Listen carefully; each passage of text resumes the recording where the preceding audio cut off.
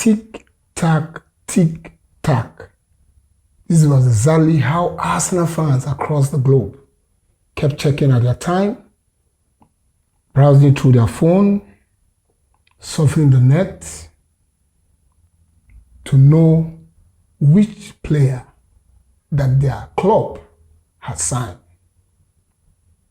And unfortunately, as always, the time went by.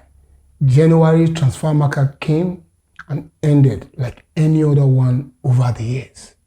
This is the Arsenalfansbit. Today I'm going to be looking at critical issues that is affecting our darling club. One thing is consistent.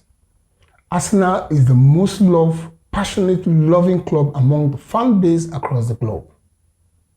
The way Arsenal fans love their club is beyond words.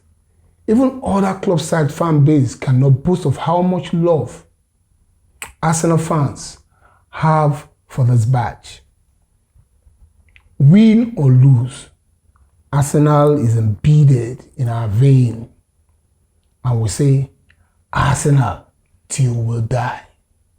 But unfortunately, this club has been remaged by dubious and unambitious owners in the Kroenkes. Good enough in the time past, Arsenal fans could understand that we were paying the debt we use in building the stadium. And at that point, Arsenal was a selling club. And we could recall that even when Arsène Wenger was leaving, he made a fundamental statement saying, "I'm leaving the club in a good financial position."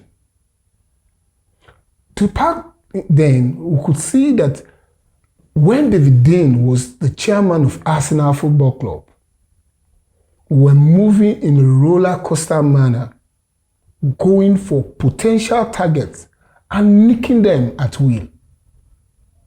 But with the Kroenkes, we are always the first to be associated with a player. We identify targets for other club sides. And as always, we have one beautiful statement from our darling coaches, Arsène Wenger, and now enter Mikel Arteta. We're looking at the market, we're looking at the options that are going to better us, that are going to improve our team. Arsenal is the only club that had defined that option that will help to improve the club. But the truth be said is that Arsenal is in a good financial standing. And Arsenal has one thing that makes them formidable amongst other fan base. That financial position and respect for the PSR is top notch. They've never been found wanting. But one thing that we know is that the Kroenkes are not here to better the Arsenal Football Club. Rather, they are here to damage the emotions and the passion that fans across the globe have for this beautiful club. How do we explain it? That the club side that nicked Mikel Arteta as a prodigy coach from Pep Guardiola, the young man came and changed the paradigm of how Arsenal was playing and how the club was being loved by their darling fans. It changed a lot of things, the attitude of the players, the attitude of the fan base. The stadium got filled up again. And luckily, we won the FA Cup. We took community shields. But somehow, the Kroenkes are the only owners that are not ambitious enough for them to go into the market and look out for that world-class striker. From Grapevine, we understand that Mikel Arteta wanted Dusan Vlahovic. He was given option B, Gabriel Jesus, whose history back with Man City is always associated with injury. Kudos to Gabriel Jesus. He joined Arsenal, started flying until he sustained that injury that took the sail off of our title chase. Even though we said we were not fighting for the title at the first early stage of the competition. Edin Ketia came, did the yeoman's job. He was able to nick some goals. And somehow by distance, we lost to Man City. An ambitious owner will nick that challenge, that issue in the board by going out for a clinical striker, irrespective of the fact that Gabriel Jesus is still in the team, because you never can tell what was going to happen, considering his history with injuries. You can't take it away from the Brazilian. He's a top-notch player when he's in his best element and flying without injury. But what plays this game today in the Premier League is money. The Abu Dhabi family has shown us that money plays the game. How else can you explain that? When this season we knew that Man City still has a formidable team, good enough to compete in all fronts of every competition.